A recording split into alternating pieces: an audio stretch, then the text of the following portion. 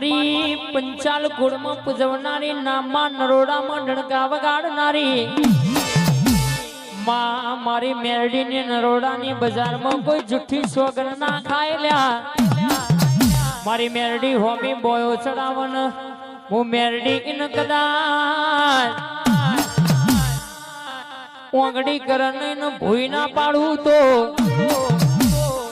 doctor ને કદાચ મારી મેરડી ના પાડેલા હંગર તો કર્યું મારું મેરડી નું પાડવું લ્યા